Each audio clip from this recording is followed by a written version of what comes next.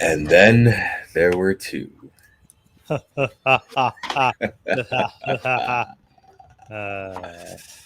tired. All right, let's get out of here. All right. Okay, guys. It's It was already nice late. doing. All right, This is peace. episode 260, Geektastic Cypher. It's been a pleasure. No, we're joking. Guinness World Record of fastest episode of a podcast ever. That's amazing. Like 1 second long. What's Guys. crack-a-lacking, my man? Nothing much. I've just been working a lot. I've gotten to this week focus on music video stuff, which is fun. I really do like doing the music video stuff. It's different. Adding visuals to music is such an interesting element, especially when you think about the fact that like they're originally meant to be like promotion tools. They weren't meant as videos. It was kind of like a way to promote the content, and to see that evolution and what people do with music videos now is really interesting. So it's fun. I have a lot of fun doing it. I'm not a country music fan, so that was kind of a weird thing. I'm focusing on country music for like one full day because I had to update the country music video playlist. Okay. And what did you have to listen to, for example? We're talking oldies, or are these new? No. These are all new people that I've never heard of. I don't know any of them. I don't recognize any of the names. And the music videos are so weird. Like there's this new thing, it seems, where all the music videos are for country music are based in like tropical country. Like it's guys on a beach in a hammock playing guitar. What's the song sound like? I'm gonna get people mad because I'm gonna be like, and I'm down now. Hey, I've noticed a trend in new country though, where it kind of sounds like a sing-songy rap song lately. Yes. Where it's like they're kind of like they're kind of flossing in these songs now too a little bit. There's definitely one song where the guy legit is on the beach and he's just like, and now like it's like he has a flow to it. He's like trying to find the pocket. I'm like, what is happening? This is not a rap song. And they all kind of look the same. And but the music's not bad. That's the thing. I don't dislike the music, but it's more just I'm not a country fan. So when I'm listening and watching these music videos, when I'm programming the playlist, I have to look for elements that are, I have to listen for like a good song, and the music video has to have certain elements and like certain appeal to it. It has to look interesting. It has to feel interesting. The quality has to be there. What kind of playlist are we talking about? Like a top 10 or like? No. This playlist had like 113 music videos, and I had to boost it up to like 100. I was trying to get it to like 170, and there's like 100 for this playlist, like chill country. No. It's just like it's the hot country list. Hot country list. Okay. Yeah. And one of the things for people who are listening and wonder what I do, again, I program music playlists for commercial spaces, and I also program visual music video playlists now.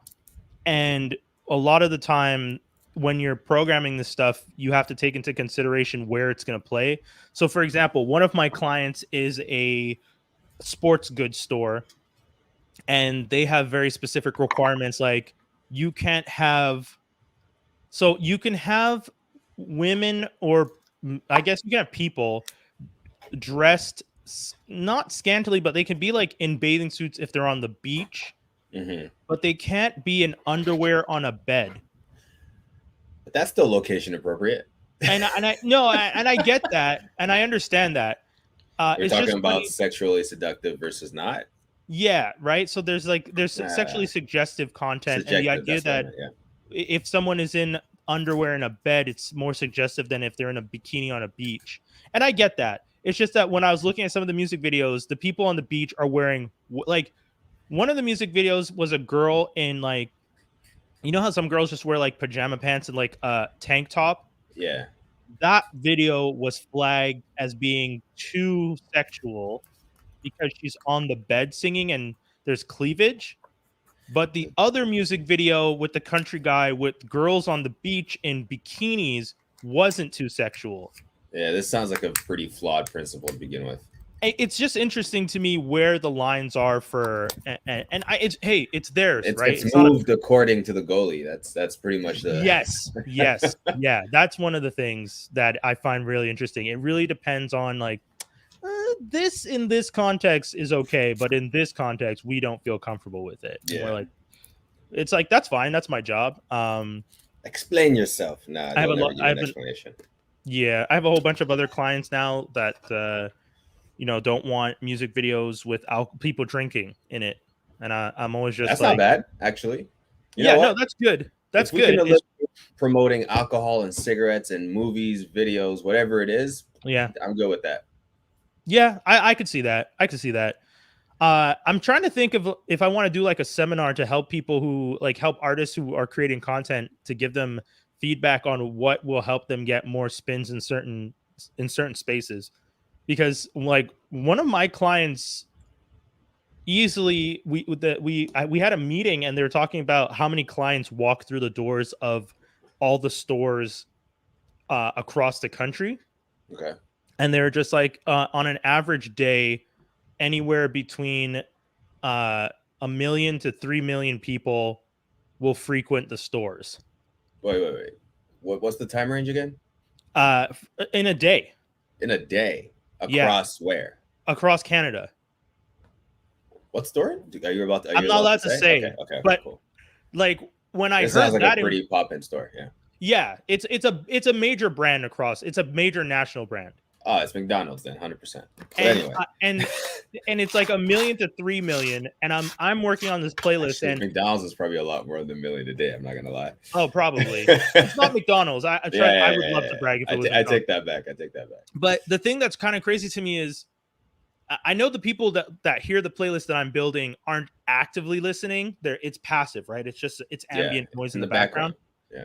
But at the same time, I do still enjoy the idea that potentially 3 million people a day are hearing some of the content that I create. Like that still feels like a pretty awesome thing. So I feel, and I because of the criteria, I feel like I want to explain to artists, here are some of the things and some of the restrictions that I have to go through when I'm putting songs in playlists. Like so I maybe sort of, have you thought, sorry, I'm sorry to cut you off. No, go ahead. Have you thought about that as a potential like consultancy? Yeah, that's what I'm saying. That's what I'm saying right here, right now. I want to do that because there's an artist who wrote a song, a guy from Ontario, and I listened to the song and the song's really good. And he submitted it to us and he says the word shit in the song once. Right. And because he says the word shit, I can't use the song. It automatically gets flagged. But shouldn't you be submitting clean versions of a song anyway? So that's the thing. He was submitting it just to submit it to all music services. Okay. So I wrote him an email and I was just like, hey man, I really like this song, but you say the word shit and I wrote the line out right here. And because of that, I can't use the song. I think the song could work in a lot of locations. Could you please, do you guys have a clean version of the song? And he's like, sure. And they went and by the next day made a clean version for me and sent it back. And I put the song in a whole bunch of playlists the next day because I was just like, yes. So now this artist from Ontario's song is playing across Canada in how many hundreds of stores? And this in itself right now is ringing numbers. I think you should definitely look into this at some point. Yeah. Since you have all that knowledge. Because I like that's the thing, and for music videos, that's the other thing. Because now that I understand what the criteria are for music videos, I would love to offer people the opportunity to like, hey, here are some of the things you have to do for a music video. Like nowadays, you have like almost automatically you have to give us a 1080. Like that's kind of the like 720. I thought when I first started 720 was enough. It is in some places, but essentially they want 1080. Like they're not going to say no to a 720, but they but even you yourself should be aspiring for that or 4K. Right. Yeah, because that's the thing. Now that the bar is 4K, the lowest they really would want to take is 1080. Right. When it was 1080, the lowest they wanted to take was 720. 720. Yeah. And then in a couple of years when they reach the 8K, because 8Ks already exist, they're just no one's really playing with that yet. 4K is enough, guys. Yeah, it really How far do we want to go? At that point, we might as well go full on like AR. I don't care for 8K. We might as well be in the screen. Yeah, that's fair. That would be insane. It's crazy. Have you ever Man, done the that's VR? coming though. Oh, for sure. But I was just gonna say, have you ever done the VR goggles when watching something on YouTube? When you click on the No, VR goggle no, option? I've actually never tried or had them on outside of like walking past the kiosk and they're like, "Hey, come test this." And it Yeah. was like you sit on a chair and it's like a roller coaster and they make Yeah, you yeah, try yeah. that. Like that's really as far as I've really tried any sort of AR because I'm not really interested in what they're selling right now for Yeah, yeah. AR. But I mean, or is it AR? No, VR. I guess VR, yeah. VR. Yeah, it's been more so Augmented VR. reality is yeah. Yeah. Yeah, I haven't really tried anything AR related, but VR I have for sure. Yeah. What about I you? tried it the other day for a YouTube video because I have I don't remember where I was, but I buy random gadgets and I was somewhere where they were selling like a thing that you could put your phone into and make your phone like how Google offers the instructions to make the cardboard box one.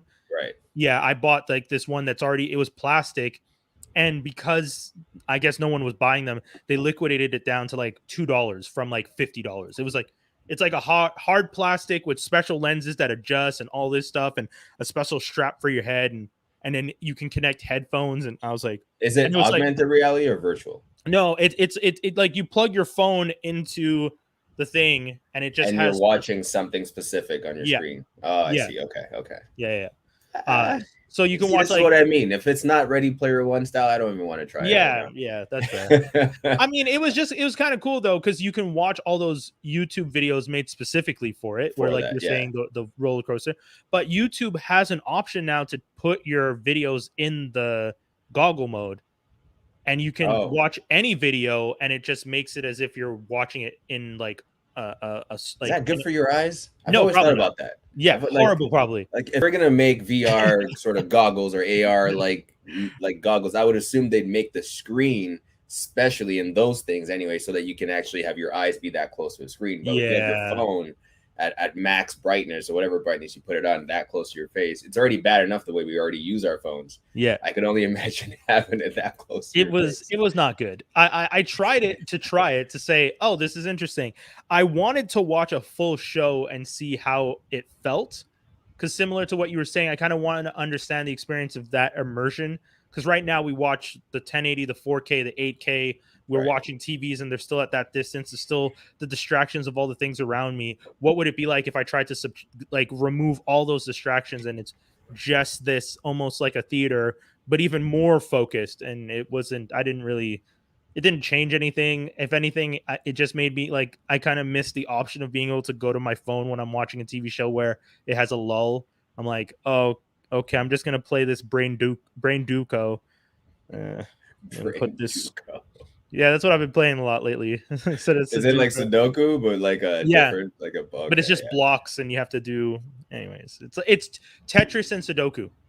But that's existed for a while. It's like you Yeah, kind of have to move them to what's it called to clear like the last. yeah, Yeah, yeah, yeah, yeah. yeah, yeah. Okay, okay, okay. Yeah, I But used to love those. Those were cool. the thing is, there's no rotation on these. Whatever the blocks are, you have to like watch an ad to rotate them. Mm. And I don't want to watch the ads, so I try my best. The highest I got was like 4,000 points, and I was just like, okay, I feel pretty good about this, and then I stopped playing. But It's not. It's not. What company makes that? I'd have to check. I It's haven't not the really. same company as Candy Crush, is it? No, I They're definitely don't think they're so. crushing everything. What's their? Do you know what company Brain that is dope. again? This one's made by Murka. It's a Merca? kitty Okay. cat. Murka.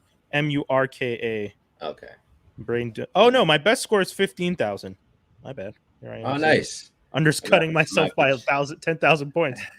That's a lot. I'm gonna have to check it out and beat your score now. Yeah, but that's the thing. So that's just like doing all these, watching something that immersed and then wanting to play because there's a lull in. For example, we're going to talk about it later, but Heels. That's if Skinny can get to jump on. But Heels had points where I was just like, nah, I'm good. I don't need to. Yeah. The TV show. Yeah. Yeah, I mean, I still haven't dropped checked it out, but for me, the situation comes down to I'm not as big a wrestling fan as most people, and so watching who's most like that's who's the demographic these days? Like who is most people? Because I keep hearing that it's making a shit ton of money still. But I don't know anyone outside of the people that were on the podcast with that actually are super into it. I think we're older, So we don't. No, that's not true because some of That's the not people I know true. are older When I than me. was younger, yeah, exactly. Yeah, yeah. I don't know, man. Maybe it's mostly white people. I honestly, because No, that's not true either. is it because I know other than Skinny, I don't know any other black folks that really fuck with wrestling like we used to. Is it? Do you Like do? we used to. Okay, I don't know. Honestly, I couldn't tell you. Because like we have Dave, I have a buddy from work, I have like, and like there's a whole group of them at the office. Like they used to go to somebody's house to watch like the WrestleManias and the pay-per-views together, and they would have like wrestling themed snacks and stuff like that. And I was always just like, that's cool. Like I'm happy that there's this many people in the office who like really enjoy wrestling that way and hang out on the weekend to watch it and come in on Monday laughing about things that happened during the pay-per-view. I'm like, I would pretend to be interested if I could hang out with you guys, but I just no interest. Yeah, So unfortunately. I mean, again, I think to be honest, wrestling spans like a wide array of fans, whether like of yeah, all ages, whatever it is. I would be curious though to like speak to someone who is a current fan and just yeah, to like really understand like if it's still the same feeling and phenomena as it was when we had The Rock and Stone Cold and right, Nation of Domination. And yeah, you know what I mean? Like there was something about that time and era that made it, there was something special about it that I don't think they can recapture now. And that's why I'm not into it. If it was still that good, I might still be watching it, even though I always knew it was fake. I think yeah. it's not like I'm like telling people like Santa Claus doesn't exist at this point. We all know it's fake. We're just watching You're it not for supposed to use the dramatics. F word, man. I keep getting in trouble. The show even talks about it. Like there's a character. Does it? Oh, okay. Yeah, because the first episode is called kayfabe. Like it's about the fact that this is a scripted wrestling. Because that's the other thing.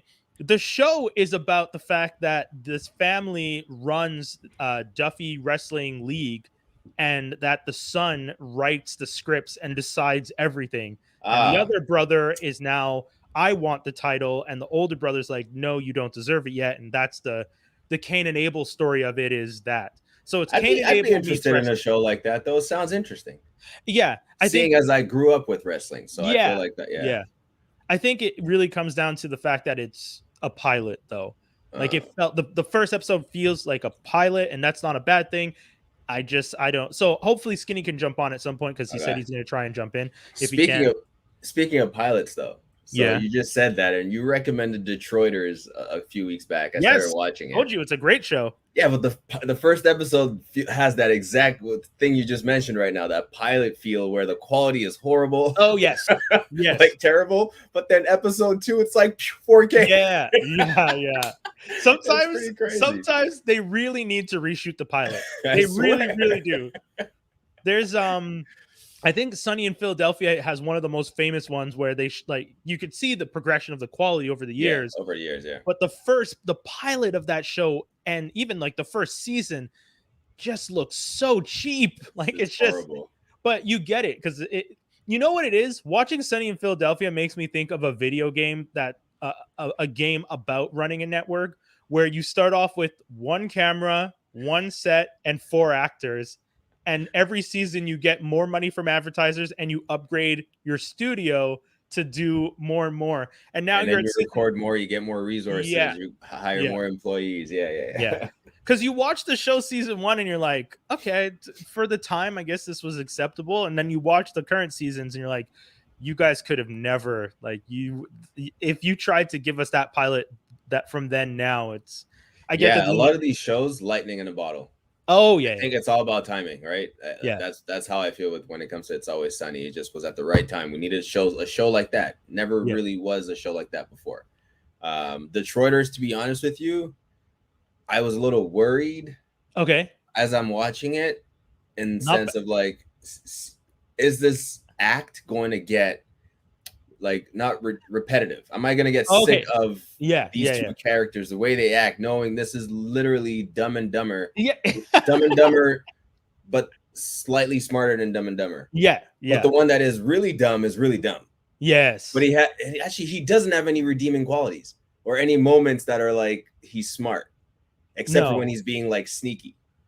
Like for example, you're talking about Tim's character, right? Tim's character, when Tim's character steals our Richard, what's his name? Sam Richardson. Sam Richardson's characters when he steals this, at the dad's birthday, he had this whole speech written,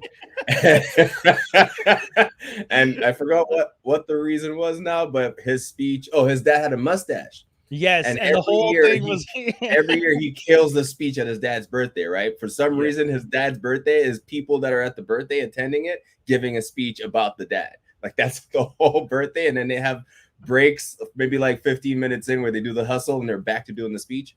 Yeah, and he shows up. He's like, I'm ready to kill it this year. I got all my jokes. You know how dad has a mustache? I got so much mustache material. His dad shows up. His dad has shaved the mustache. Yeah. So now he feels like his jokes that he spent all year writing are no good anymore. And the whole episode is him trying to figure out something new. And at one point he throws away his mustache jokes, but his friend was like, I ain't got none, so I'm just gonna use what he threw away, so I'm gonna grab it. And he kills with the mustache joke. Because and it's the funny part is I don't understand why Tim didn't even try it. It's like everyone knows him with the mustache, so it still would have killed, but he was so self-conscious. It's Detroiters is a good show. And the commercials they come up with, the Devereaux, that one's been stuck in my head. It's the worst. It's in the worst key. It's in the worst chord. It's crazy how bad the commercial song is, but it's been stuck in my head. Honestly, it's a good show. I never knew about it. Yeah. Really Detroiters. I know it's one of those shows that's super. Man, Comedy Central has a lot of under the radar shows that I don't really understand why. Is it just that they're not advertising because it doesn't make it to Canada? Because I mean, I see all these shows. There's like a list of shows that like the who's the dude that used to be the Apple commercials with Justin Long? Remember they used to do I'm a PC and I'm a Mac. Yeah, that guy. The dude who played the PC has an animated show where he's a private detective with his friend. And it has like a really weird name that's like inappropriate, like something Dick something, and it's like a weird Scooby-Doo mystery type show. Oh, but I think I know. It's a weird show, dude, but it's funny. Like I find myself legit laughing, like belly deep laughs at some of the stupidity. Does this dog have a mustache? I don't remember, but it was just weird to like watch this show and be like, oh, this is really good. And I'd never heard of it. I just found it just randomly one day while searching for shows to watch. Same thing with the Wyatt Cenac show that I was telling people about maybe last week or 2 weeks ago, where, because that's the thing. I because I watch so many shows, I'm always just trying to find random shows to check out that I've never seen before, never heard of before. And yeah, I would tell people to go check it out because it's actually pretty solid. Don Hodgman, that's who it is. Look up his animated show. Whatever. It's called Dicktown. Dicktown. There you go. Yeah. It's a dumb show, but it's funny. It's a dumb show. They're all I like it. I like cartoons for adults. I never really understood it when I was a kid. Yeah, but there's just something about how much more you can get away with. In cartoon form. People do not care. Mike Tyson Mysteries does some of the most inappropriate shit I've ever seen. Super inappropriate. And you're just like, this isn't okay. Like this is bestiality. With the pigeon, they've done scenes that are like, I'm like, whoa, what are you doing? But everyone has an opinion, and you just don't want to say it in front of Mike Tyson, so I guess they just let him do whatever. Actually, what's funny is that reminds me of back in the day, like when Jimmy Kimmel first started. Did you see Jimmy Kimmel's interview with Kevin Hart? No, on that Hart to Hart. I haven't been watching that. I've seen a couple. Is it cheesy? Because the commercial makes it look cheesy. Oh my god! When he goes, we're gonna be having a heart to heart. He's like holding a glass. I was like, "Yo, homie, stop!" Like, no, it's not as cheesy as the previews of the trailers make it look. Okay, I think they're trying to sell Kevin Hart too much. Yeah. Why instead of just letting it be just that, like it's just a podcast. I have a talk show. It is pretty much that. It's hard to explain the format. He's not really like trying to be funny, but he does have his moments where like it comes out. He's just talking, but for the most part, he's listening to them talk. Oh, okay. Okay. For the most part. So he's not necessary, but he'll like interject here and there, but it's a different kind of format. It's interesting. And they always talk over a glass of wine, which whatever. He says the best conversations happen over a glass of wine, but that's the shit that I found cheesy. Like when in the commercial where they do that, I was like, come on now, calm down. Like, why are we we're being ridiculous. I watched all of them except for the Hannah Montana one, Miley Cyrus one. I'm not interested in Miley Cyrus. The best one so far might have been the one he did with Don Cheadle. Oh yeah, that's the one that went viral, right? Yeah, and people thought it was real and there was a lot of tension, but it's not even that. If you watch it from the beginning, you'll understand the whole time they're just kind of just going back and forth at each other throughout the interview. And it seems like they have a relationship outside of this too. Yeah. Yeah. So anyway, I would recommend watching it. Just if not the Miley Cyrus one. The Cameron Diaz one was surprising. Just hearing her input on like why she left the industry and why she's doing what she's doing outside of it. Is she like out? Because I know that she hasn't really made much in years, right? Okay. She had her kid. She got married about 6 or 7 years ago to that guy from Benjamin Madden. What was that rock band with the two twins, the Madden brothers? Oh, the one that and so Nicole Richie's her sister-in-law. Yeah, exactly. Yeah. Exactly. Yeah. Good Charlotte? That's it. And she has a kid, and she's just really doesn't really make movies for the money, right? She kind of started out accidentally, to be honest. And well, she was a model, right? Originally? Yeah. And then she went for some casting call, and that was kind of how it started. Is The Mask her first film? Yeah. Okay, that's what I thought. Yeah. Because I remember that being the story that she was a model, that they needed someone.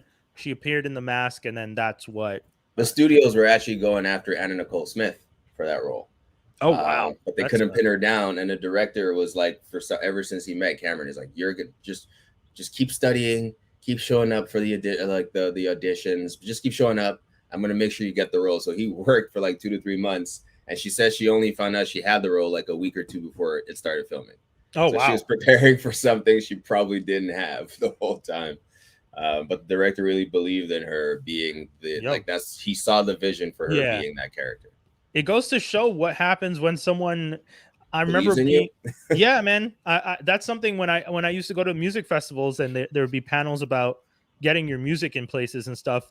One of the people said there's nothing better than a cheerleader at a station, because if someone likes your music and is playing it at the station, they'll talk you up to all the other DJs at the station, and other people at the station will check you out. And next thing you know, you're charting at that radio station, that college radio station, because all the DJs got told by this one dude, yo, check out this artist. This is pretty solid. So like in that case, it really is about the fact that someone supports and pushes you. And and especially if it's a director, if it's a dude who wants to make the film and his vision includes seeing you, then that goes a long way.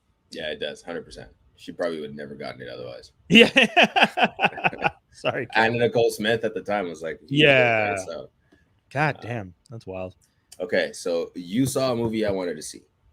Oh yeah. Can we view the right thing? Yeah, man, I'm down. Are we talking about Free Guy already? Yeah. Yo, so I went to see Free Guy last night. VIP experience, heated seats, had my little little peach schnapps, some slushy, chilling. Oh my God. Movie starts. I'm just like, this is amazing. This is amazing. This, like, watching that opening and strip away what the movie's about, just the visuals of actors acting as if they're in the GTA world or in a free city, dude, it was so well done. That's cool. And like, because I guess because like this is one of the first it's not one of the first, it's one of the only original IPs of this year is what people are saying, right? Intellectual properties, because in the interviews they kept saying congratulations on giving us one of the only original IPs. Is it original though? But so that's my thing. The movie is essentially Truman Show meets Inception meets Gamer. It's those three. That's what it is. And because I've watched all those, I saw it. As soon as I saw the fact that it's like you are a character in a world and you don't know, and everyone else is watching you, I was like, okay, so that's the Truman Show aspect. Mm-hmm. And then the Inception part comes in, the fact that the world can be adjusted, changed built up, broken down, Right. and you're kind of asleep in it because again, he doesn't know. Right. And then gamer is the fact that he's a game character. So it really was those three elements. I feel like although when they say original IP, they mean that the IP itself, Free Guy, didn't exist before they came up with that name and created this story. Okay. All right. I get it. We're using that term loosely now. But I did hear something recently, though, that an original idea doesn't have to be a new idea. Right. Exactly. You just have to innovate on the concept and make it seem new. Then it can be taken as so. I could understand it's what we say. If you're gonna do it better than before. Right. And this was done better than before. This is done better than Gamers. It's done better. I mean, I'm not going to actually compare it to Truman Show. It has Truman Show elements, but it when it comes to Gamers or any video game based, because what's the other one you told me about with Daniel Radcliffe, gun something, where he has the guns bolted to his hands, and that's it's similar to that. Yes, what was that called? I don't remember what, but so we've seen this thing of watching people be parts of video games. That's a thing. We've already done that.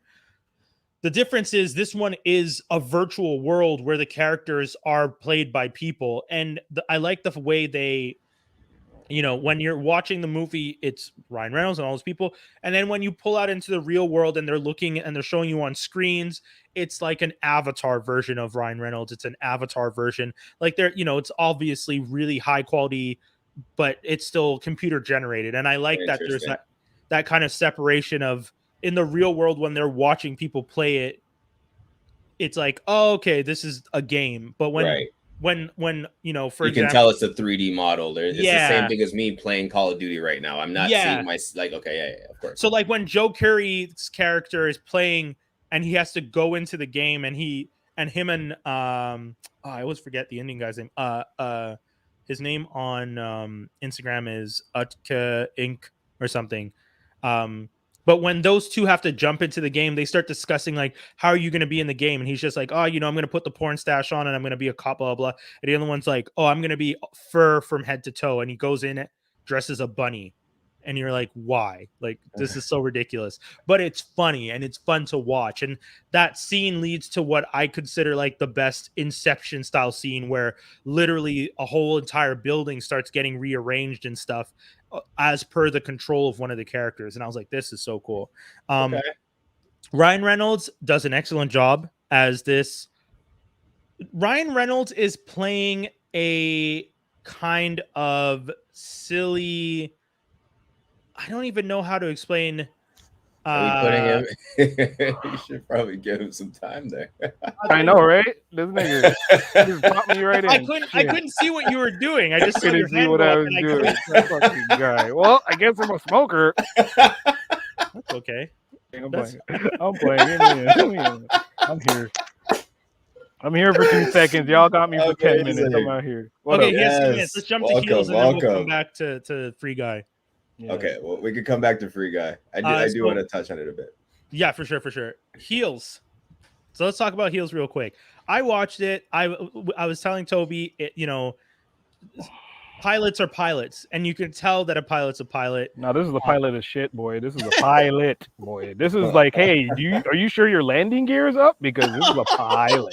Oh, wow. Okay. So you're not a current wrestling fan, are you? I'm a mix of both. I know that WWE's like at this moment right now is total trash. I'm kind of with the indies. I like AEW, but like I make fun of it because I know wrestling is. I'm 36 years old. I know what wrestling is. Right. Yeah. So once you know all the tropes and this, that, and whatever, it loses its effect. It was cool when I was 14 and The Rock was like The Rock, and you believe that shit. But now that you know it's real, Okay, so then is this show reflective of today or more so just the like?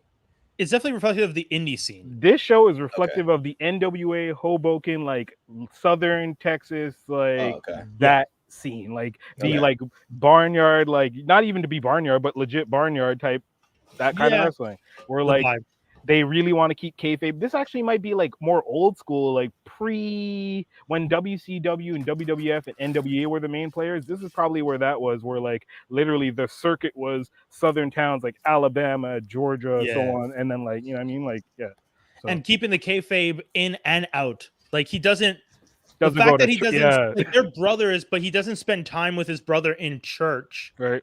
Because they have to keep up the appearance that they're actually rivals, right? And the mom is just like, yeah, you got to keep it going. And then the other dude, Big Jim's girl, says the F word, and they all like lose their freak mind out on over her saying that fake. I said it. Oh shit! Wait, but they have to keep up the appearances outside of the ring. Outside of the ring, outside the ring. But keep in mind, it's a small town, so like the few people that do go, you want them to kind of believe it. You don't want someone to be like, hey, well, there's like, you know, Hacksaw Jim Duggan getting groceries, you know, regular ass guy. You don't want to, you know. So interesting. I wonder if that's how it was before. I believe it was. It sounds like, like the vibe you get from it is that in the research they did for this show, this is based on the vibe of what it used to be like. Legit, 9 out of 10 times, the heel or the main heel was the guy that was pretty much organizing the shit, putting together the stories, being like, okay, I'm going to put you over tonight, because the heels are the guys who are current champions. They're bad guys, but they also decide who they lose to. If they decide to lose to you, I'm going to put you over. But to put you over, sometimes, and a lot of the times, the faces were basically as you saw them portrayed in that show, were drunken, jackass people. Look, Ric Flair, done. Yeah. Well, there's a scene where the brother is trying to Stephen Amell plays the Jack Spade, who's the heel, and his brother Ace Spade is played by Alexander Ludwig from Vikings, and Ace Spade is the face who joined recently, because that's the thing they keep talking about. Since he's joined, people have been coming out more, so it sounds like he's been around not too long. But then on top of that, he's an asshole. Like, there's no redeeming qualities about him. He has that girl with the debonair. Dude, kind of got me mad. Like, there's a scene where he disrespects somebody, like just disrespects. Also, it's just the sense that he steals a pack of gum, and the girl's just like, she's not rude about it, but she's just like, put it back, like, you know, there's, you know, I saw you, yeah.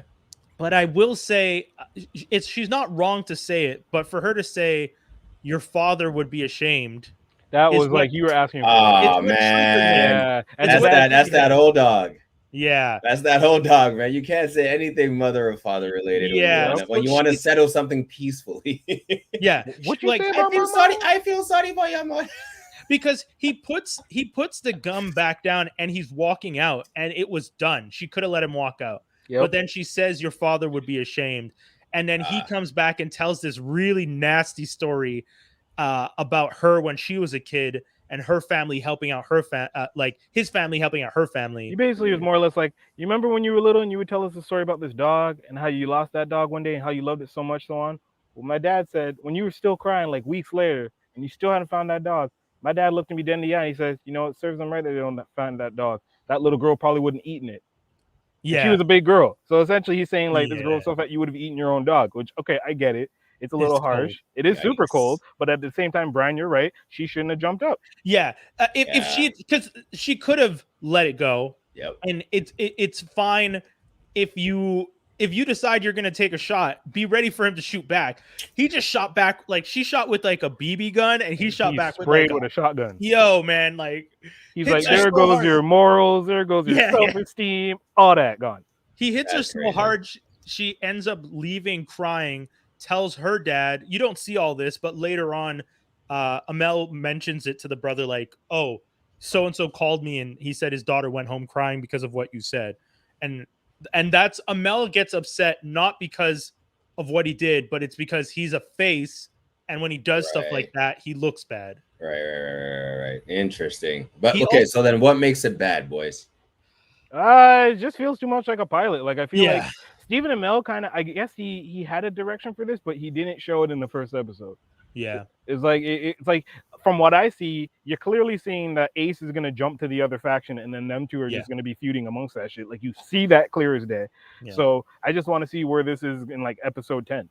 This goes back to this Doc's point of reshooting pilots. Then they probably should have greenlit it, but then reshot it so it doesn't feel like it's an episode that's waiting for approval. Is that what it feels like? Yeah. Yes. It feels like they put a lot. They heavy loaded it so that people who watch are just like, oh, okay, this. Right. Whereas if you gave it the chance to breathe, I think you like instead of introducing the fact that Ace is gonna jump ship and go to the other side, or that Ace is taking drugs, or that Ace is a womanizer. Like you gave Ace so many things in the first episode. Right.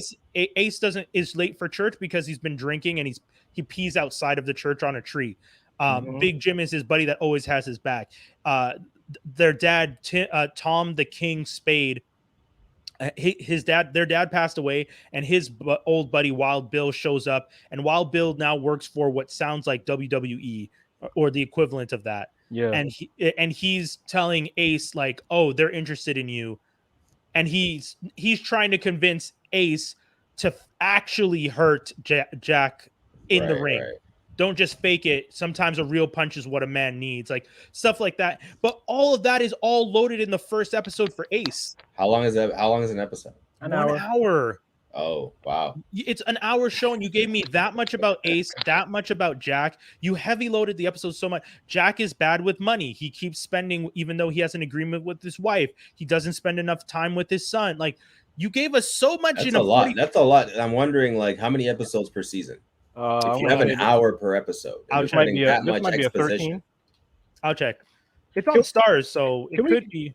I want to kind of factor this in. Listen, Mr. Amel and Mr. any other guy out there who's married, who's casting or having your wife casted for you, could we stop getting these like ridiculously kind of like, you're not from that town type women on these shows? Because stop it. No, but like I like episodes. Toby, you know what I'm saying? I like some realism.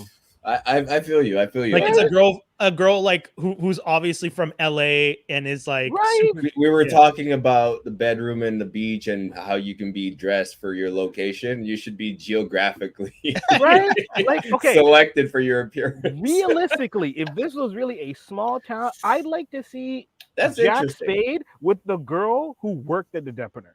That's a realistic to me. Oh, interesting. Because you would have the star football player falling for the girl next door because she's the girl next door, but they grew up together. Not some chick who looks like she's straight out of LA. Like, nah. Yeah, more realism. Okay. I'm down with it. You're telling me like everybody in the town isn't that hot, but yet you two hot people just ended up together? Fuck yeah. A little bit more dressed down based on the aesthetics of the town itself. Even if it's not the girl from the depth, just dressed down. Yeah. She still was this really, really over the top, like attractive woman. And that thing she did to him when she was all like, "Okay, get ready," and then she kind of like bumped his crotch with her like her butt. I'm like, first of all, whoa, for acting. Come on, guys. Like, who wrote that in? Okay, and then you're gonna slightly bend over and bump his crotch with your butt to kind of give him a little bit of an erection. How do you direct that? How do you direct that? Amel did, because Amel wanted the bump. Did he direct the episode? Is this his show? Because otherwise, that's sexual harassment. Like when he does stuff like this, I feel he gets EP credits now. He must. Oh yeah. He's definitely the producer and a whole bunch of other stuff on the show. Yeah. To respond to Lee J. Heels is dope. It just needs some time. Oh yeah. It has potential. It's just the first episode feels too much like a pilot and front loads too much.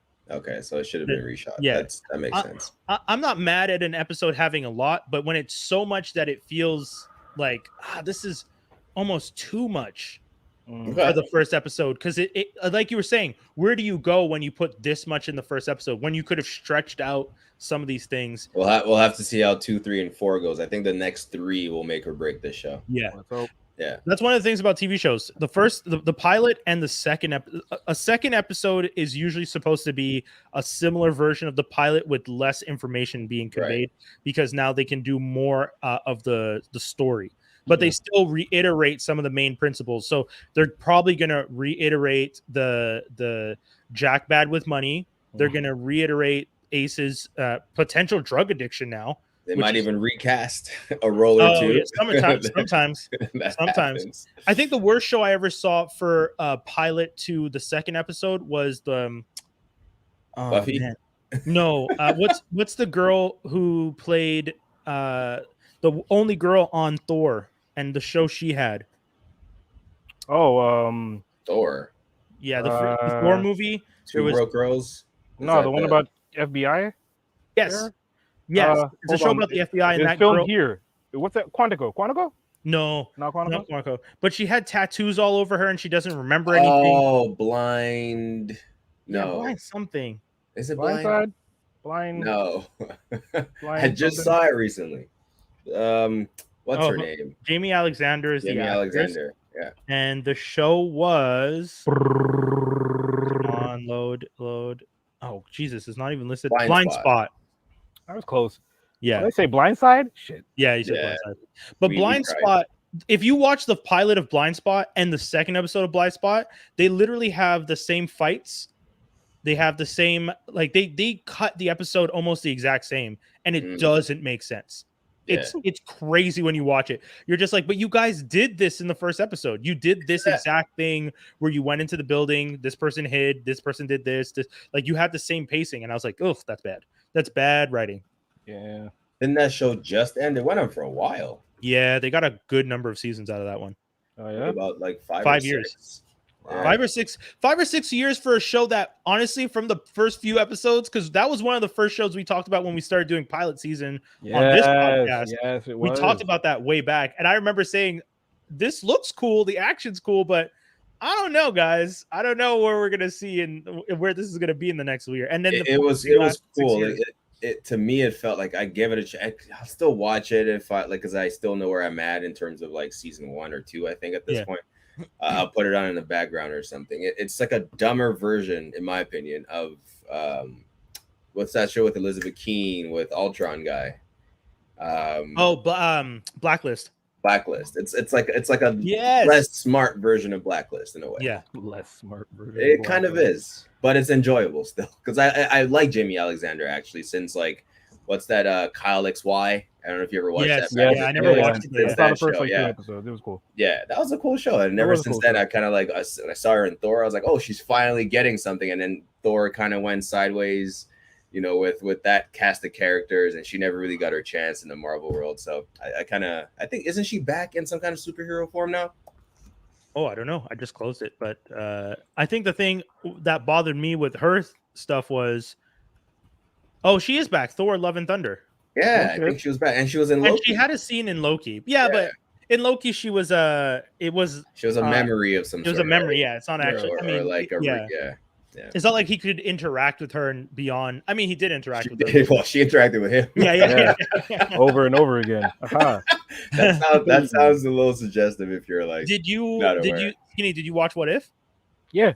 Okay, let's talk about What If real quick then before you have to bounce. I want to jump into Titans. What If was cool and I liked it and it was cute, but I wouldn't waste my minutes. Okay, let's go to Titans. Then. That's how I feel about the episode. Really? The T'Challa episode? I want to talk about What If. Yeah, I'll like Toby will do it justice. I loved it. It was cool. It wasn't bad. All my Wakanda stuff on because I was like, yo. Nah, it wasn't bad, but like for everyone to be like, it's last outing as Black Panther, blah blah. I'm like, nigga, this was really what? All right. What kind of shit is this? Yeah, what kind of shit is this? Episode title. Thank you.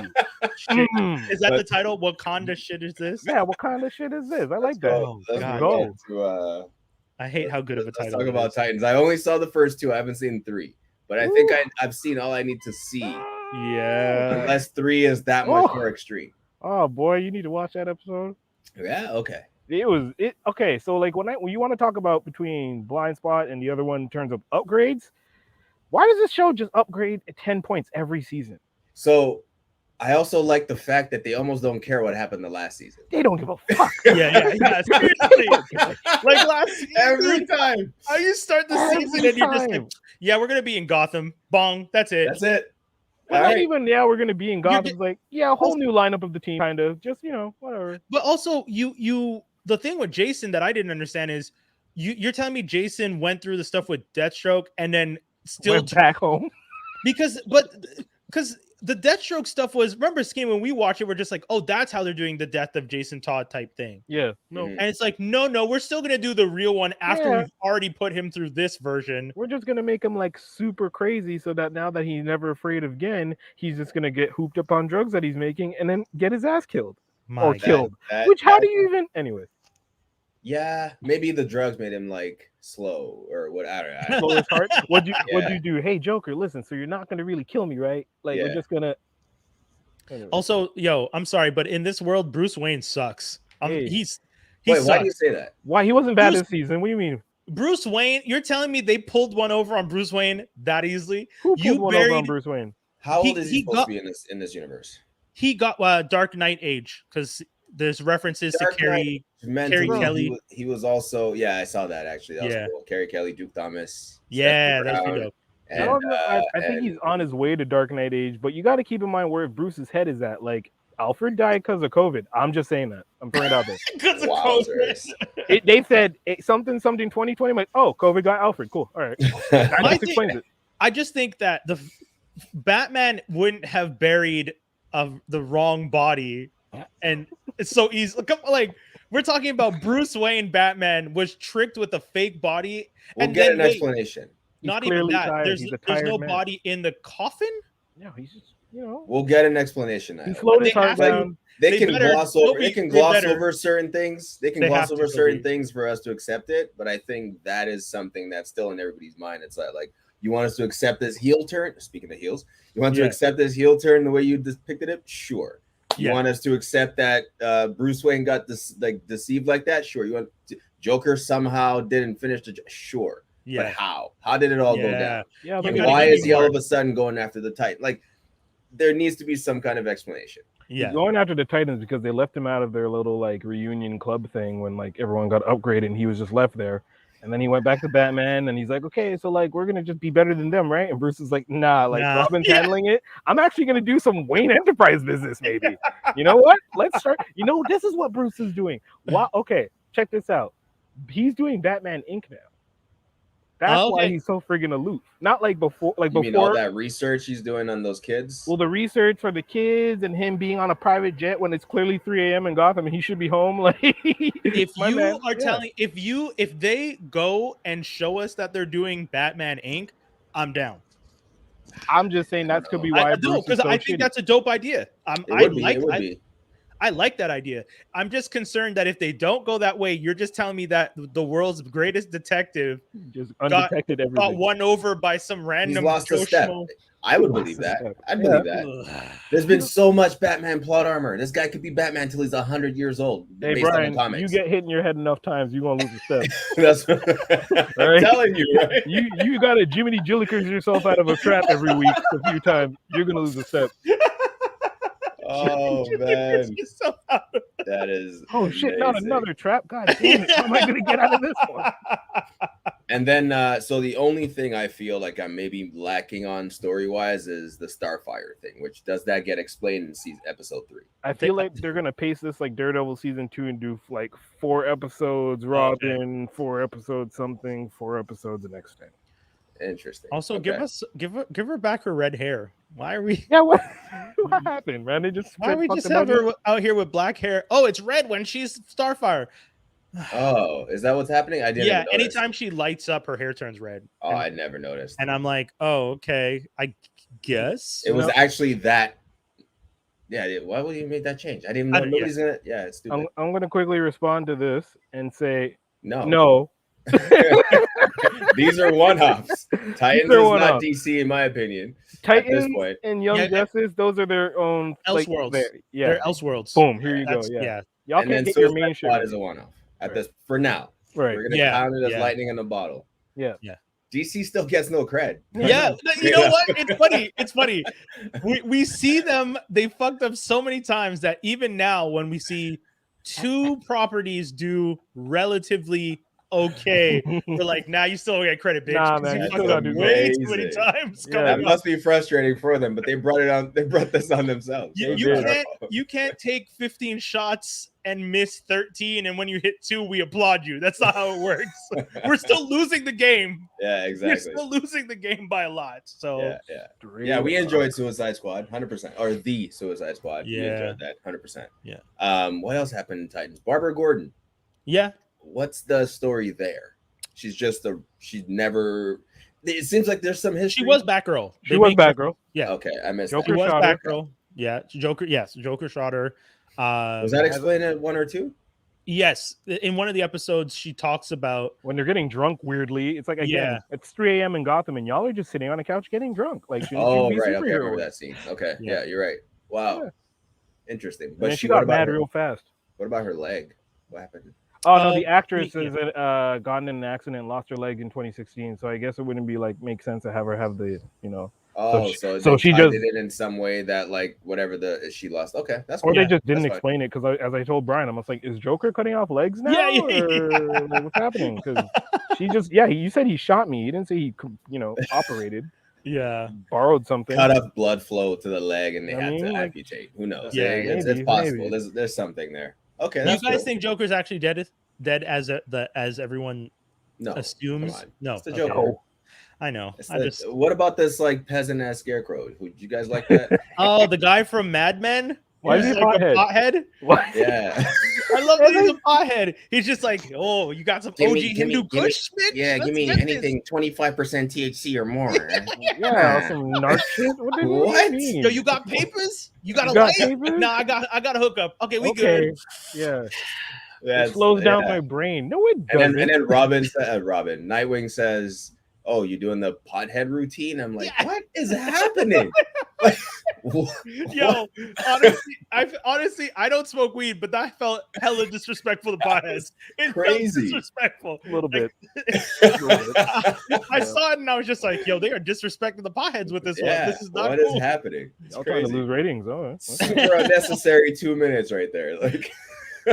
Just crazy weirdness, pure weirdness. First 2 episodes, my overall before it, Jitty, is it was cool. The 3rd episode was wow, they did that, but but I'm also mad they did that, but not. I respect it because it's I'm gonna watch it right after. You need to watch that, but I respect it, but I don't see that paying off well for them in the end. Yeah, I agree. There we go. I think you and I had discussed it, right? Where we were like a little bit. Yeah. Was Hawk and Dove's relationship this tumultuous in the comic books?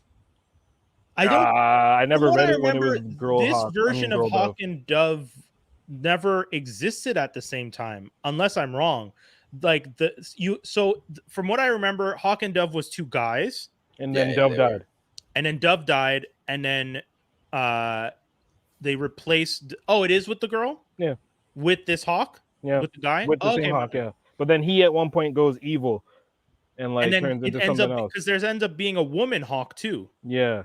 The Avatar of War, something. Yeah. So okay. I don't know if they're gonna, maybe I'm missing maybe I missed the section where he was Hawk and she was Dove because I don't remember. There's a cool lightheartedness to them being in these episodes. It's not overdone. It's just right. Yeah. I think everyone else is too uptight, except for Gar. Everyone else is too uptight. Connor bothers me a little. Yeah, he seems like a slow version of Superboy. But that's the thing. He is right. He's a test tube baby. Yeah, it seems like a cross between Superboy and Bizarro. Yeah.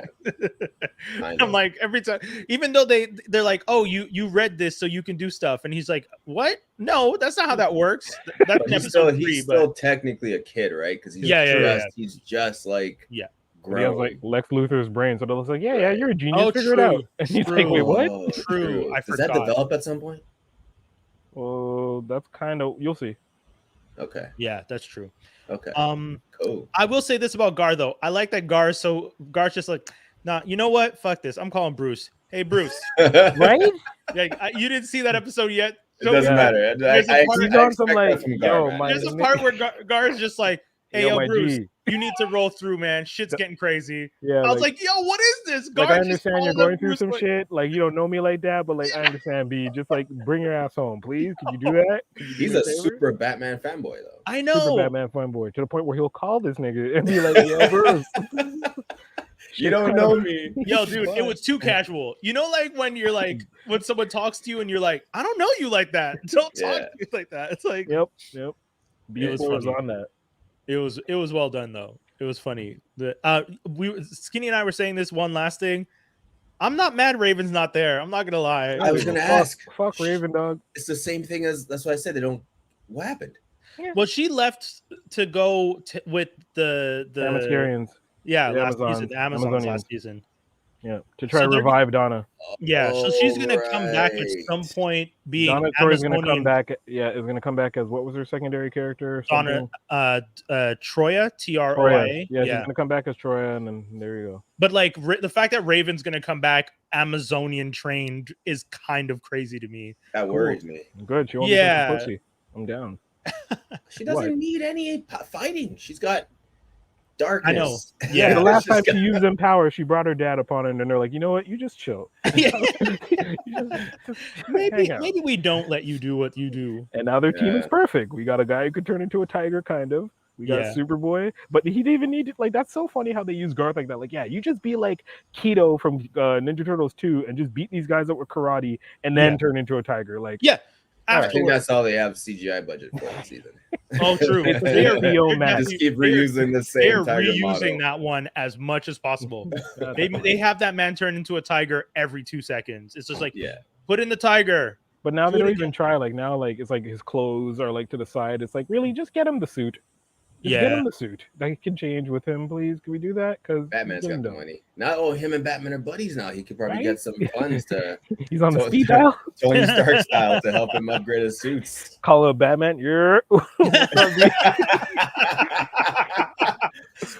What's up, B? That's great. Well, gentlemen, I'm gonna get back to raising Princess of the Shi'ar Empire, but yes, sir. It was fun. I'll be back as soon as possible. Maybe keep doing these little 10-minute tidbits, and So whatever you can get, brother. All right. Peace, man. Say hi to Danielle for us. All right. Peace. So, Free Guy. Back to Free Guy. Previously on Free Guy.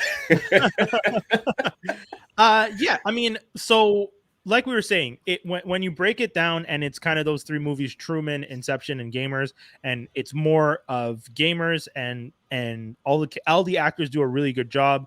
Joe Carey is great. You were looking up the name of the South Asian dude that I UTK the Ink or something. The Ink is a stage IG, but I can never remember how to say his name. And Utkarsh Ambudkar. Utkarsh? Okay. Yeah. Utkarsh. Yeah, I'll just call him Utkarsh.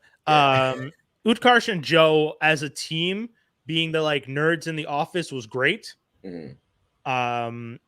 Then Ryan Reynolds and Lil Rel as their team inside the game was perfect. Lil Rel's been psych kicking it up lately, huh? Yo, dude, Lil Rel was gold.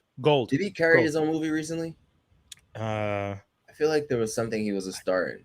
I don't remember. It's a good chance, but the comedy with Tiffany Haddish. Oh, where was the reality? Bad road trip. Bad trip. Yeah. Okay. With him and Eric, kind of had a co-leading role in that. Okay. Yeah.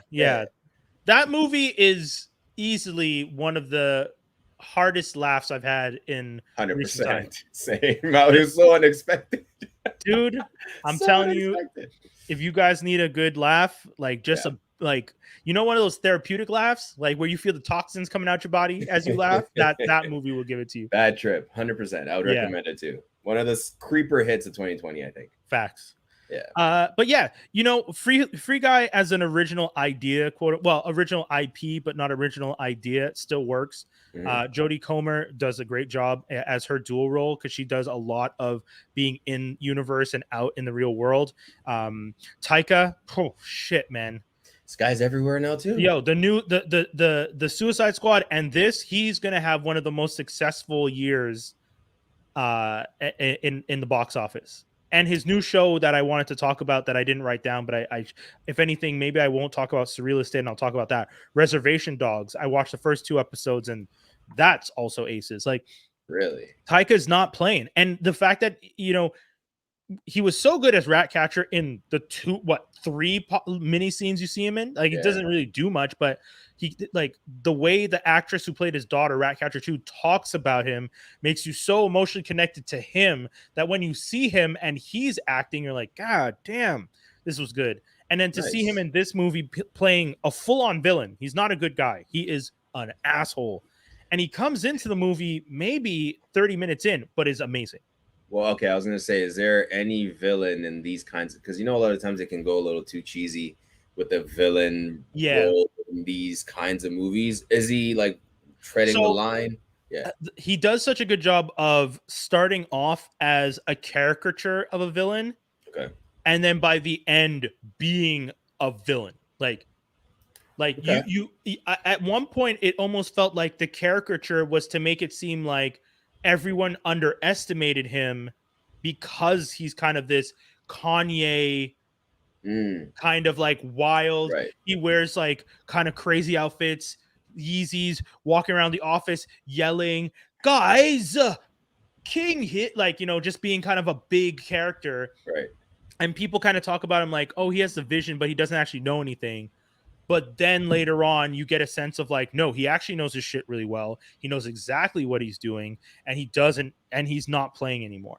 I don't want to spoil the movie, but if you guys, you know, it's about a character, an NPC that comes to life. That's the elevator pitch, the one line, and it does what it's supposed to do. It's simple. There's elements to it. There's layers. It's fun. It's interesting. It's well written. It's well acted.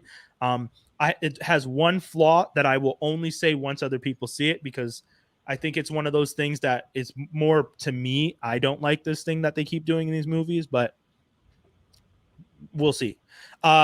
Great fight scenes too. Weirdly enough, some of the stuff I could see that. Yeah, it's just like, oh, like you don't expect fight scenes to be that entertaining in a movie that's not about fighting. Like it's not. I saw people comparing it to The Matrix, and I assumed that's because of that. Yeah.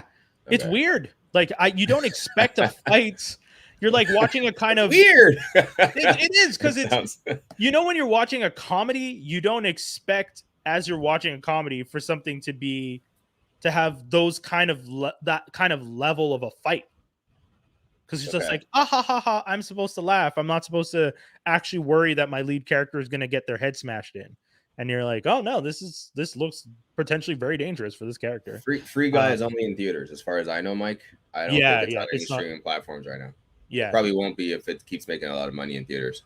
So yeah. But wait, which movie is going to streaming early? Oh, The Green Knight is going to be going to streaming as of tomorrow. I can see that. I'll probably watch that, but I wasn't willing to go to theaters for that. Tomorrow being the 19th, because I realize if you guys are listening to this later, as of August 19th, The Green Knight is available on VOD. So this is Ryan Reynolds and Taika's second movie together, though.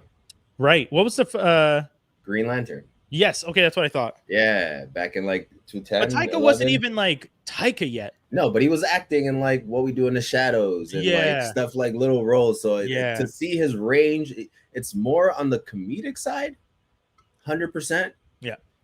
But he still got, I mean, Jojo Rabbit wasn't that comedic as well. But honestly, what can I say? He's actually talented. A talented actor, talented director. He knows what he's doing. Yeah. He great producer. He has an eye for talent, because that's the other thing. Reservation Dogs is not. I don't think he's writing on it. I think that he is producing on it. He's like EP on it. Sure. So the man's smart, and also caught the eye of Rita Ora. Like, homie, fucking flawless victory right now. This is flawless victory. Yo, facts. This guy's winning all over. Good for him. So it's fantastic. I'm looking forward to watching it. But the theaters, I haven't been able to get a ticket. Oh, it's crazy for Free Guy. Yeah. Okay. I bought my ticket for Free Guy a week before we went to see it, and it was our theater was empty. And then the day of, I went to check because I was like, man, I hope the theater's not packed. Because, you know, I hadn't. Yeah. I've only gone to movies on really early on weekends, and it's been empty theaters the 3 times I've gone.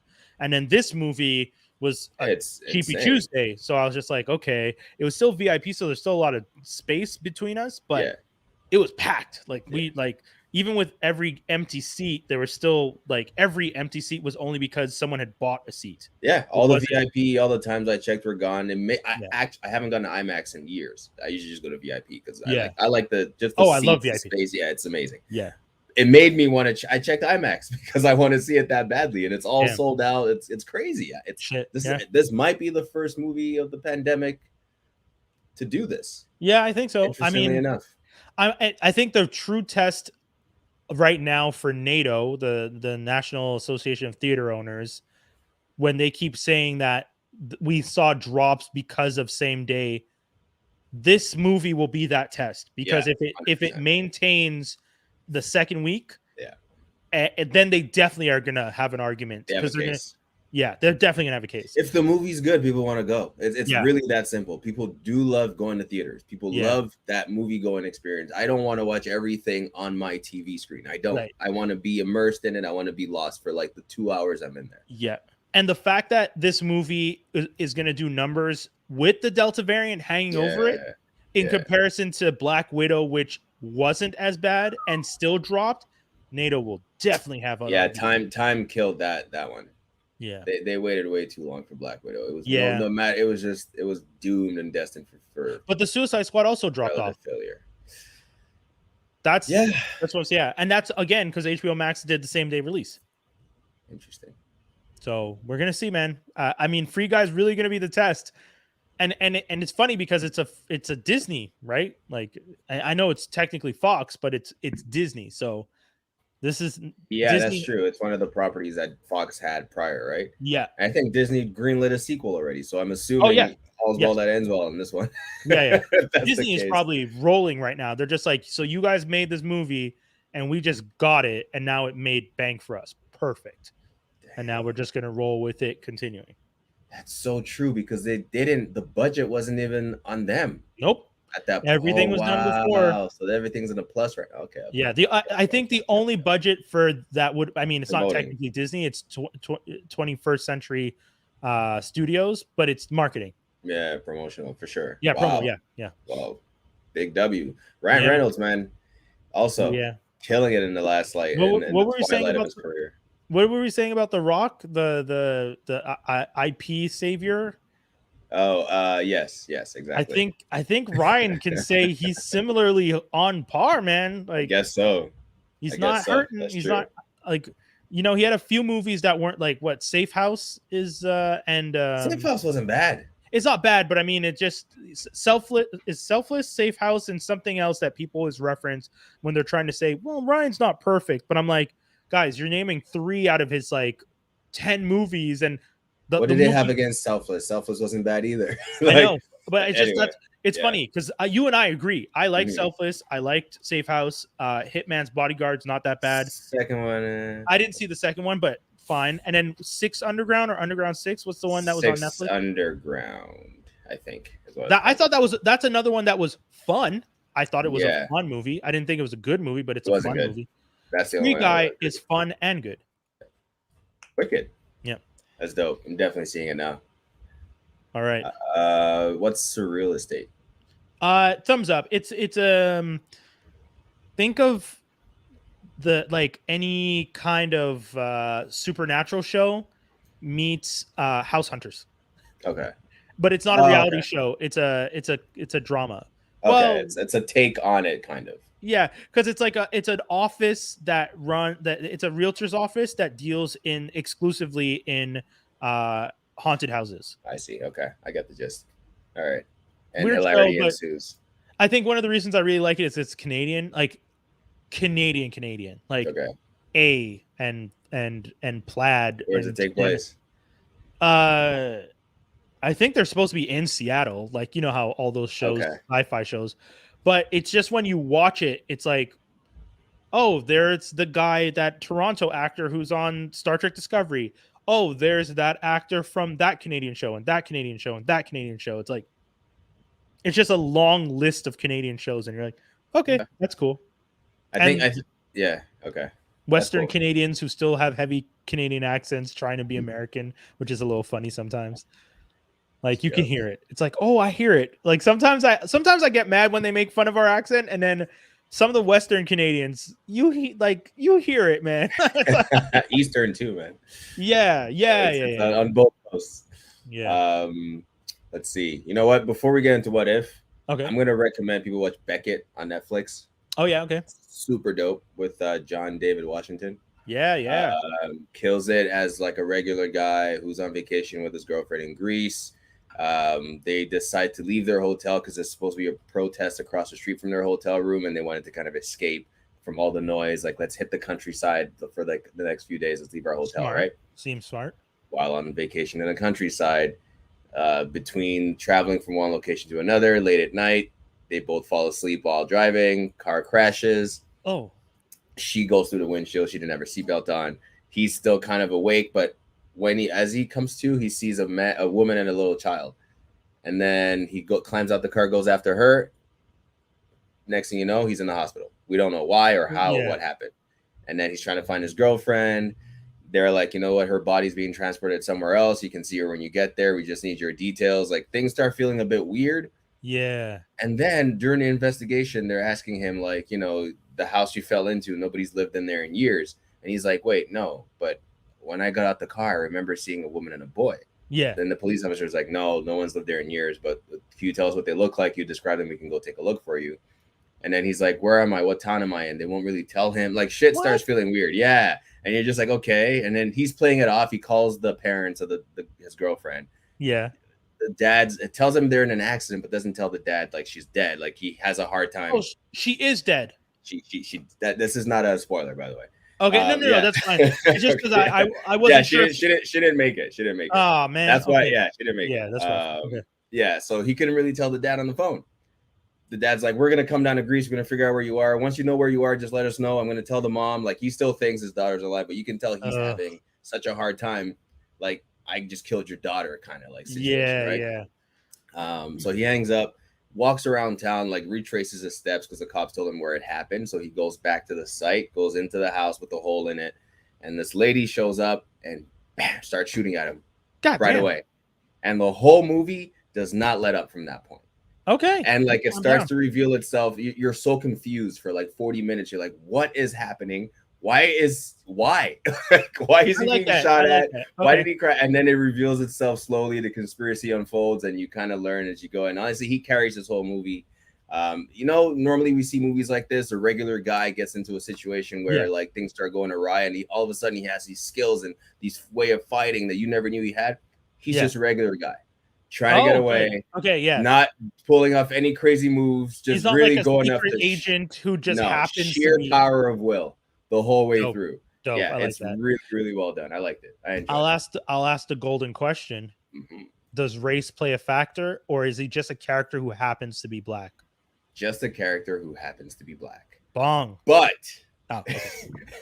my one thing as I was watching the whole time is like, I was like, damn, I wish he was another race so he could hide better. He's the only black guy in Greece at that point, in that location. No matter where he goes, they can just say, honestly, they're just asking, have you seen a black guy, blah, blah, blah. And I'm like, oh, man. He can't get away. He's barely a step ahead. Barely the whole time. It's crazy. It's so well done. I enjoyed it anyway. Okay. You're on the edge of your seat the whole time.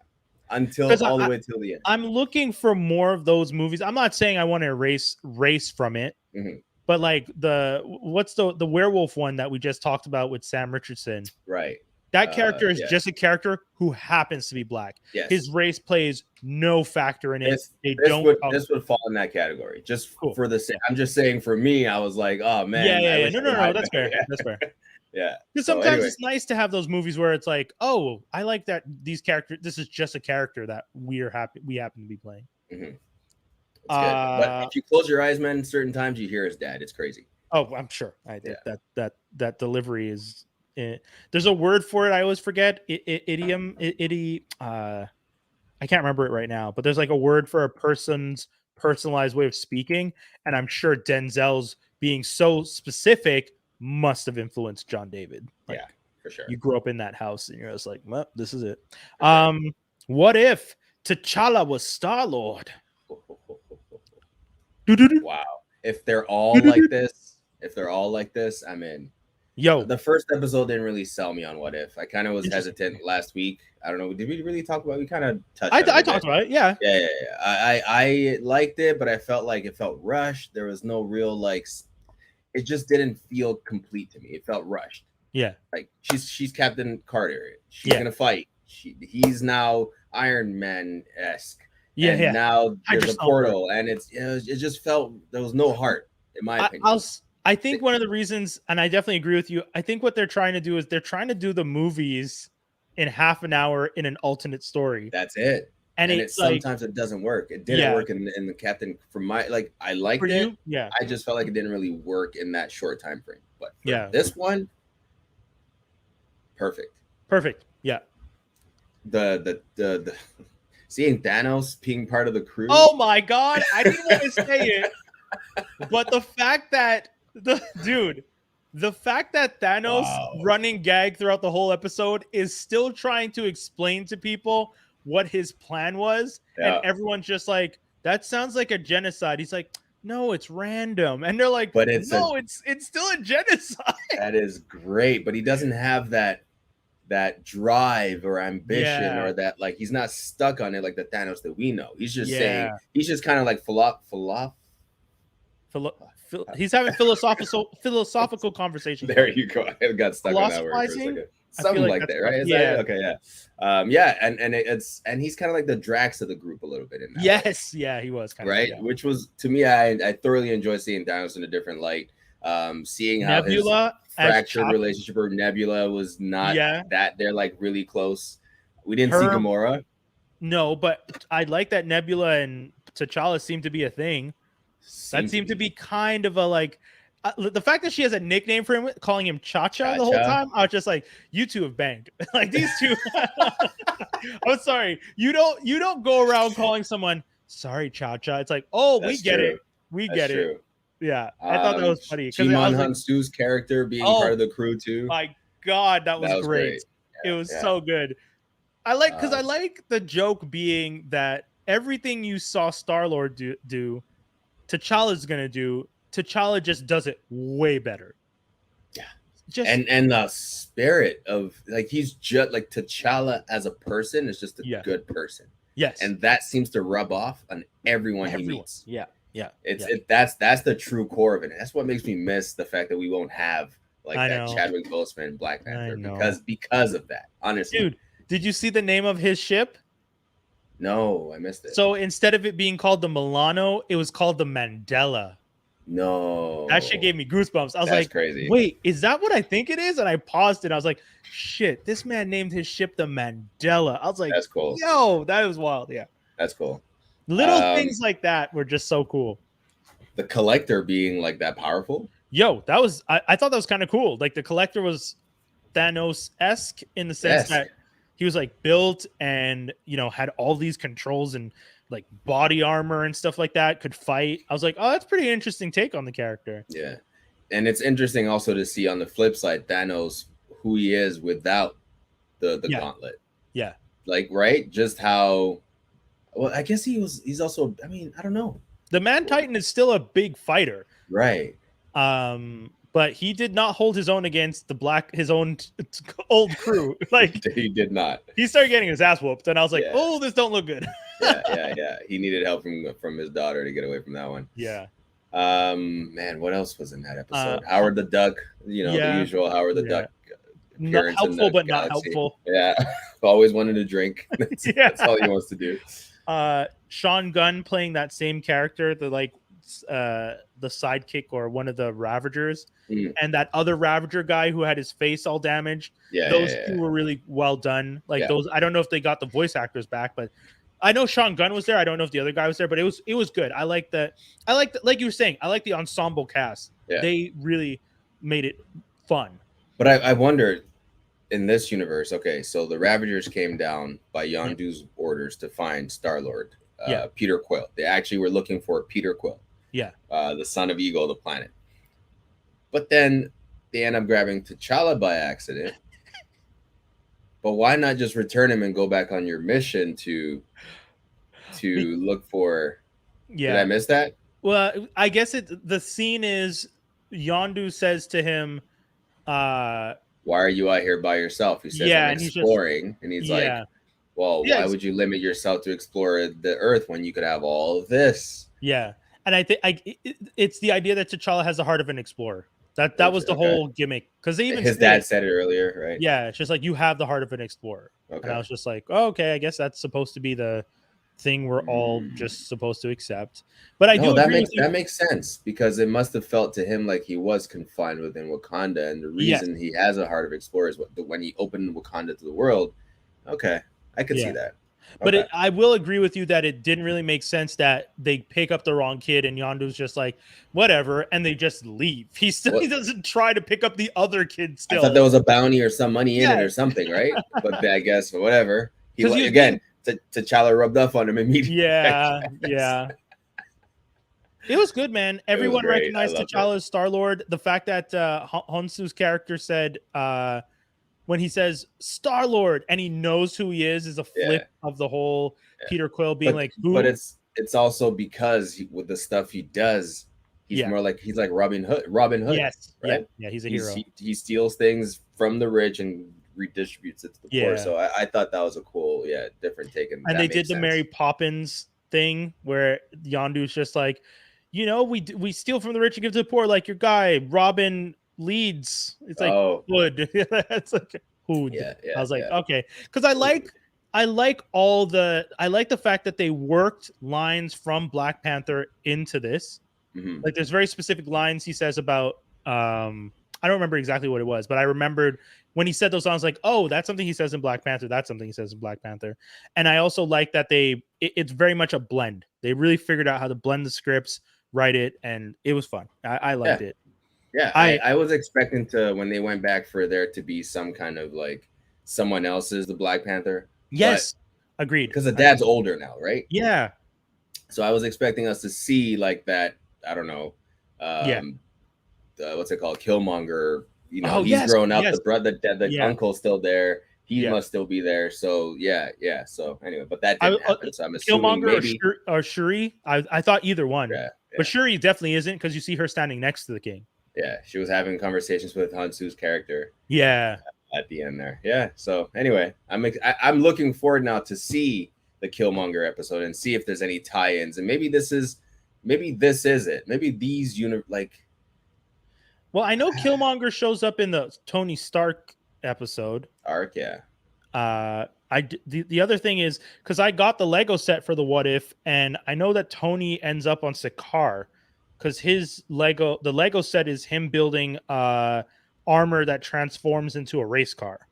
Interesting. Okay. So I don't know if that's going to be the exact thing we see in the episode, but there's some nod to him ending up on Sakaar instead of Bruce Banner. So we'll see. I'm excited. Cool. Are we going to talk about the last thing you have on the list, or are we going to go to Geek News and Rumors? You already touched on it, right? Snake Eyes. Yeah. I'm not a big G.I. Joe fan. Never really was. Okay. Watching it from that perspective, I get why people are angry. It just the turn, realizing who's bad and who's good. Yeah. And why one person flipped versus the other, and how they kind of switch roles, Storm Shadow and Snake Eyes. To me, I wasn't sold on that at all. No, I wasn't sold on that. Yeah, so agreed. And the action was left a lot to be desired. Yeah, not really worth a watch. Yeah, sadly, sadly, they didn't do it justice. Nope. Let's hit it, man. Geek News and Rumors.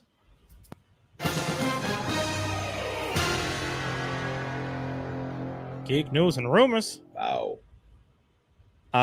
This week, one of the is Hotel Transylvania that good? Like, it's got 3 sequels now. Yeah, I haven't seen the first one. Oh, is it that good? I think for kids, I crazy. Adam Sandler found a animated franchise that works and kids like it does well in theaters for kids. But this deal that Sony's trying to sign with Amazon, that's insane to me. Yeah, I'm actually shocked that Netflix didn't try because Sandler has a deal with Netflix. But I guess because the movie's through Sony, he doesn't really have much control or leverage. I don't know. I'm still. How does Amazon make money on this? Are they gonna? Is it pay to watch? Good point. I don't know if it's gonna be VOD. I would imagine if Amazon gets it, they just want to have it so people have to subscribe to watch it, and then you might as well, because that's Amazon's entire business model is based on you getting so accustomed to the service of Prime delivery that you either forget and just live with it or genuinely like it and keep it. And that shows, though. Their platform is one of the worst streaming platforms out there. Yeah, it's not intuitive. It's not intuitive at all. It's slow. There's a lot of latency. You get confused in their categories and how they lay things out to the point where we actually had to charge. We were being charged for stars not too long ago. Saw it on the cart, and I'm like, but how? Why? And it's because you click on something thinking it's something you can watch, and there's no messaging, nothing that tells you. Yeah, there's quick. Like a one button subscription free trial. What? For everything, every add-on, and then if you don't realize it, you end up paying for 2 to 3 months. That happened to me too. And then to cancel, you have to like go into your account and like remove this random subscription that you didn't know you actually subscribed to. It's a little deceptive. I'm not gonna lie.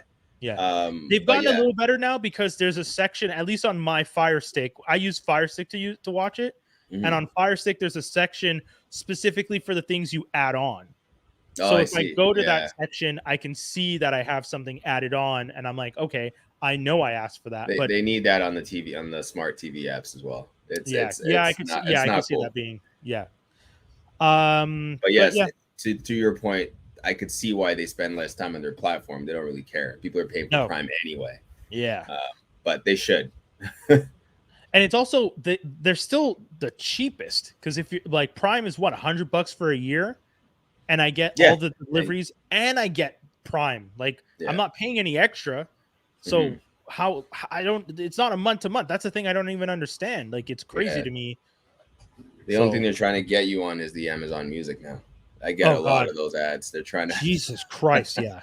And the thing now with like 6 months of Disney Plus, if you get Amazon, it's like, guys, stop. I'm not getting your Amazon Music. I already have Spotify. Like I don't see what they think they have to offer that's competitive. I don't get it. So anyways, Anthony Mackie officially signed on for Captain America 4.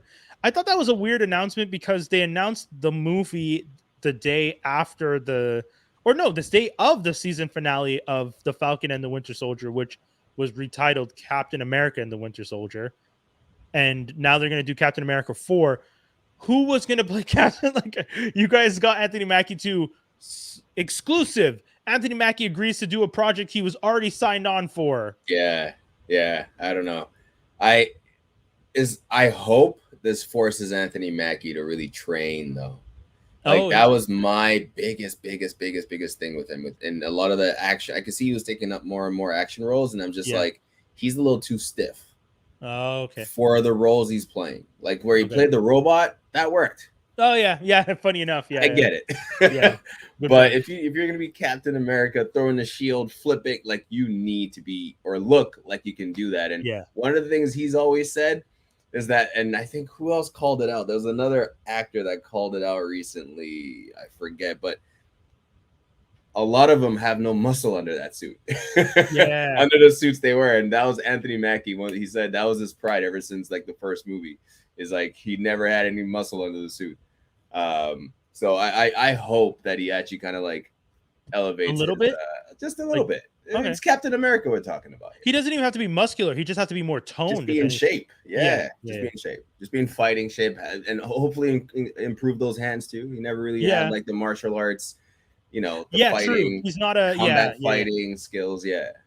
So and it's definitely made. The point is made that he's gonna need it, because if it's anything like the show, he started to face people that he can't just rely on his jetpack wings to push back and hope for the best. If you're not going to carry a weapon, but you have the shield and you have something that helps you fly, that's not necessarily enough against guys who can punch through walls or guys who are perfectly trained martial artists. And again, you have no super soldier serum, so you're definitely just a human. You're Black Widow light at this point. Just train up, my guy. Oh shit, Black Widow light is a rough one, but that's fair. She's definitely more trained than him. Wyatt Cenac, who we mentioned a couple weeks ago, he like that, aka Wyatt Cenac. He has that show you guys can look up. I think it's on Vimeo. Just inked Warner Brothers animation overall deal. So shout out to him. Congrats to him. I mean, he's one of the few people that I feel from the school of the Daily Show that I didn't see do as much. And I always wonder he stayed on longer than most too, I think, right? Yeah, and I always wonder like what specifically led to him not being not shining as bright as some of his counterparts, but I mean, he's doing a lot of voice acting. Yeah, okay. That was his gig probably to the point. And I guess sometimes you just get tired of it and you decide to push yourself a little bit more. So we're probably seeing him going, okay, I need to do something else now. He's done like Bob's Burgers and the Archers of this world, right? BoJack Horseman, like the cult classic cartoon for adults. So true. Yeah, should be cool to see him get a little bit more recognition out there too. Seems like a smart guy. Yeah. F10 dropping April 7th, 2023. How did F9 do?